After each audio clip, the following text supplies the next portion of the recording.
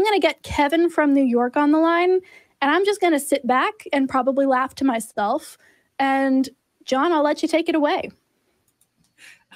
All right. So what's up, Kevin? How you doing? Hey, thanks for taking my call. Sure. I'm going to let John interact with you a little bit. So go ahead. Well, this is kind of a new, kind of a different subject. It doesn't have to do with anything I called with last time, but I'd like to present some of my research having to do with the Bible. Now, the subject kind of had to do with a really old call that I had with the claim that there was science in the Bible. I'd like to prove that. And not only that, but works off the claim that there was information withheld, but still contained in the Bible that remained there only until the time that we could truly understand it. But I'd like to use science as a forefront to some of the things I'm going to bring up, so these things are more comprehensible. Okay. That subject was particularly having to do with black holes in the Book of Enoch. But the last time I brought up that subject, I was missing an important point, that it was actually supermassive black holes, the ones that are said to lurk at the center of radio galaxies. Now, usually when we're thinking about science, I'm sorry? Well, so, I mean, I kind of feel like we're meandering our way to it. Is there any way that you could like give us like a Bible verse or something that apparently mentions black holes? Yes. Now, the last time I brought this up, because I did my research, and without even mentioning them before, the people who were listening brought up the verses without me mentioning it. And I was like, wow, those were the ones. But it was that important thing that it was the supermassive black holes that I was talking about. But it was from chapter 18, 21, and 108. Now, before it seems like I'm cherry picking with this and everything, I'm working with this knowing and saying that the canonization and the process is all jumbled up. And I promise I won't bore with mental gymnastics or nothing but like that. But what it seems like we're supposed to do is finish the job at this point. Okay, so I'm going to jump in here real quick because I love that you're bringing it back to an earlier topic. That's something we've asked you to do before. But I also want to make sure that I'm not leaving John out to dry, because John might not have seen that episode. And that was quite a while ago. I believe we were still in the studio at that point. So just to catch everybody up on what we're even talking about here, Kevin, let's get bullet points. What is the elevator pitch for what you're trying to bring around today? I know you have some new information you want to bring up, but I do want to make sure everybody can follow along. So what is the 2-second pitch here? All right. Well, it's what do we know about supermassive black holes, the ones that are said to lurk at the center of radio galaxies, scientifically? The measurements, what are its aspects? Okay, so you think, okay, let me see if I can parse this a little. So you're saying that the Book of Enoch, specifically 18:11, 21:3, and 108:4, are talking about these supermassive black holes, and because they're talking about these specific things, that means that Enoch, what? That there was information withheld from us until a time that we can actually understand it, specifically using the tools of science. Okay, so you're saying that the Bible had information that the Bible did not give to us until we could scientifically observe it ourselves. Yes. That sounds... Yes, that's right. Kind of like a fulfilling prophecy, like a self-fulfilling prophecy, a little bit. Right. And I did want to also make sure we're reading the verses here. So you can or I can. Do you have the 3 that you're talking about up and ready to go? Because I do. Oh, yes, I do.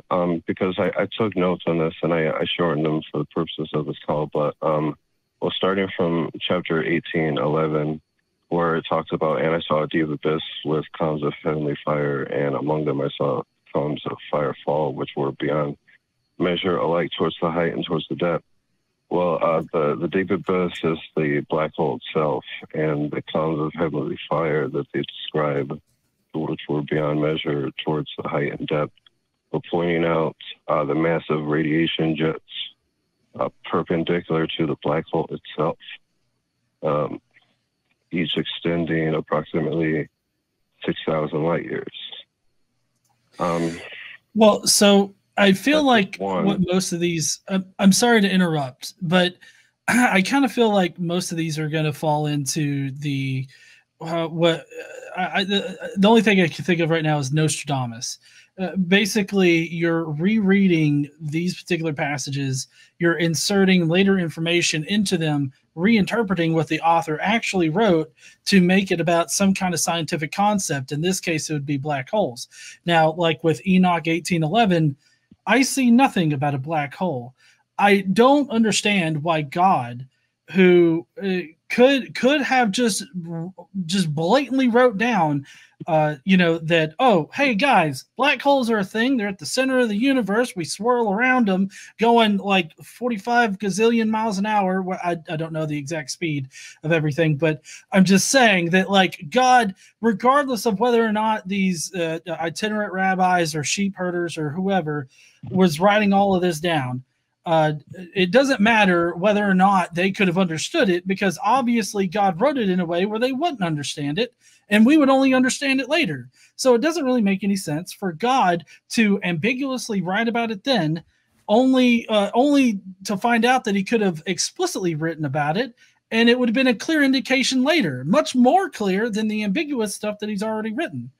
If you wanted to convey that God actually understood what was going on and the Bible was, had scientific information for us, it probably would have been a lot more effective to actually be explicit as opposed to be poetic and hope that something fit it later on. Like, I'm an editor by trade. I do that for a living. And if I can edit the Bible to make it more impressive, that by itself is a problem, especially if God's supposed to be this amazing communicator. See, I read that passage, Kevin, and I think Moria, right? I think Moria, right? A deep abyss with columns of fire. Cool. That's Moria in the Balrog, right? Like, clearly Enoch was predicting that Tolkien would write about it later. No? Well, I'm not I'm not familiar with that, but possibly. But I mean, that's not the only one that points to it. And the reason why I come back to this is because again, I've listened long enough to know to avoid coming here with something that it seems like I'm trying to inject into it, because I want it to be like that. Mm-hmm. But something that actually works consistently. You know what I mean? Because the reason why I keep coming back to this, because I mean, without being told, Christian denominations, and remember, I try to look outside of the lens of the denominations, but we're told that Jesus is the Word. But, okay. Kevin, I appreciate that you want to look outside the versions of the different denominations. I don't think you're going quite far enough. I think that if you really want to get to the heart of some of these things, you're going to have to realize that some of them are just not clues and codes to things, dude. They're just things that people wrote down. They're metaphorical, or they're poetic, or they're the result of, LSD, or whatever the version of LSD was back in the 2000s, whatever. I think you want to see things where there is nothing there. And I think that is making it very difficult to determine when you need to pursue something deeper and get to the bottom of something versus when you're just kind of digging a hole. Yes. Yes, I don't see it as puzzles and codes. I just do. I just recognize that these scriptures had a lot of interference in them. You know what I mean? And so, some of it was lost, but there's not so much lost that we can't compile together something that is still comprehensive. Okay. Thanks for calling in. I don't know, Kevin. I think I'm not convinced. The verses that you've given us don't seem to correspond to any one thing particularly well. If you want to get onto maybe our Reddit or our Discord and write this out, I know I've suggested writing things out before. Maybe that'll help you get your point across a little bit more. But ultimately, I kind of just want to sit you down and just say, hey, Kev, just chill for a minute, bud. Maybe instead of just not looking at the different denominations, also go outside the religion itself, right? There might be more out there than you're anticipating, and it might clue you into the fact that a lot of these minutia, a lot of these verses that could mean one of a million things, aren't the most important things to be doing with your time or your energy or your brain, right? You've got one life. You've got one life. You've got one brain. You've got a certain amount of time to be dedicating to figuring things out. And I love that that's your instinct. You've got a good instinct for doing that, but you're not going anywhere. You're digging yourself into a hole, and we're not convinced. We weren't 2 years ago, and I'm still not. So, kudos to you, man. I wish you luck. I really do. And you seem like you respond well, and you seem like you listen, and you keep calling in, and we love that. But you're not bringing anything new to the table, buddy. Well, I mean, this really does. I don't know if I've said this before, but it really does show that there's a huge passage of time involved in this. You know what I mean? Because what I focus on is that,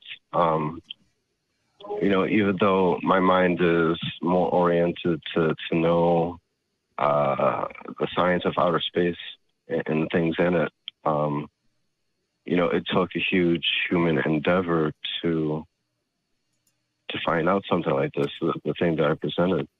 And so I did have two more verses for you. I don't know if you have time for it, but... Yeah, I think we're going to have to wrap this up. My suggestion to you is go get a degree in, astronomy or something. It sounds like you're interested in this, and it sounds like you appreciate the importance of scientific discovery. It just feels like you're tied to this book that really isn't doing anything to get you any farther along in your search for things. So keep looking, keep searching. But, maybe take some community college courses on astronomy. That sounds like a lot of fun. It sounds like something you'd appreciate doing, and it might get you a little bit farther. Okay. Thanks for calling in, Kevin. I appreciate talking to you. All right. Thanks, Kevin. Bye. I don't know why I have a soft spot for Kev. I do. I mean, he's been one of the most consistent callers, at least in my time on Talk Heathen, which is coming up on 2 years, by the way, which is crazy. But nice. I don't know. He seems like he's willing to do the research and do the work. It's just he's getting diverted off course, and it's physically painful. Yeah, I know exactly what you mean by being physically painful. Yeah. It's always physically painful when I hear somebody be like, "Did you know that the Bible has science in it?" And black holes, though, that's a new one for me. I hadn't heard of that one before. Yeah, apparently it's a thing. Or is it?